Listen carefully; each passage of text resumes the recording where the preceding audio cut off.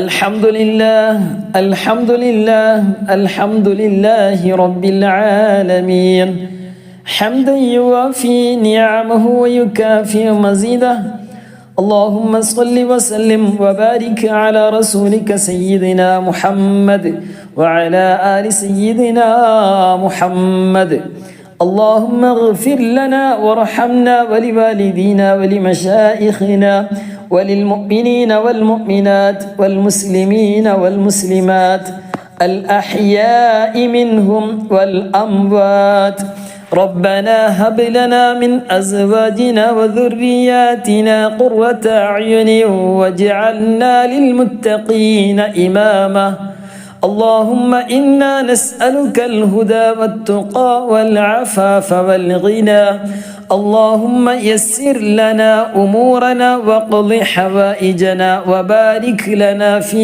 أعمالنا وأرزاقنا ربنا آتنا في الدنيا حسنة وفي الآخرة حسنة وقنا عذاب النار ربنا تقبل منا إنك أنت السميع العليم وتب علينا إنك أنت التواب الرحيم آمين برحمتك يا أرحم الراحمين وصلى الله على سيدنا محمد وعلى آله وصحبه وسلم سبحان ربك رب العزة عما يصفون وسلام على المرسلين والحمد لله رب العالمين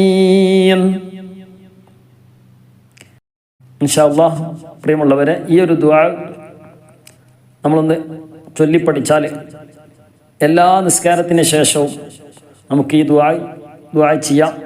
ഇനി വേണമെങ്കിൽ ഈ ദുആക്ക് ചൊല്ലിയതിന് ശേഷം നമുക്ക് വേണമെങ്കിൽ നമ്മുടെ ആവശ്യങ്ങളൊക്കെ മലയാളത്തിൽ പറയുകയും ഒക്കെ ചെയ്യാം.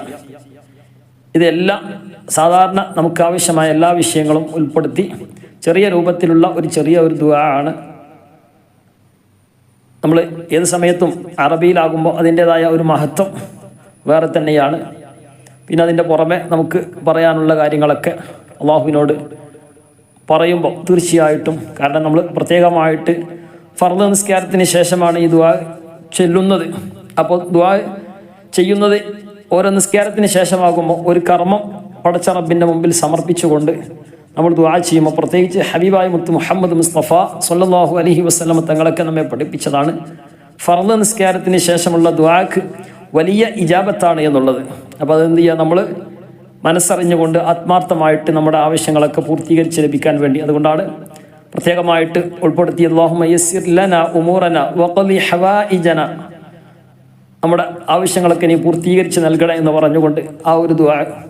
അപ്പോൾ നമ്മുടെ ആവശ്യങ്ങളൊക്കെ മനസ്സിൽ വെച്ചുകൊണ്ട് പടച്ച റബ്ബിനോട് എന്ത് ചെയ്യുക, ഏറ്റവും ചുരുങ്ങിയത് ഈ ഒരു ചെറിയ ഒരു ദുആയെങ്കിലും നമ്മൾ നിസ്കാരത്തിന് ശേഷം ദിക്റുകളൊക്കെ ചൊല്ലിയതിന് ശേഷം ഈ ഒരു ദുആ നമ്മൾ ചെയ്യാൻ വേണ്ടി ശ്രമിക്കുക. അല്ലാഹു തആല നമുക്ക് തൗഫീഖ് നൽകി അനുഗ്രഹിക്കുമാറാകട്ടെ. ദുആ എന്നുള്ളത് നമ്മൾ മനസ്സിലാക്കുക, നിസ്കാരം ഒരു ഇബാദത്താണ്, അതുപോലെ തന്നെ ദുആവും ഒരു ഇബാദത്താണ്.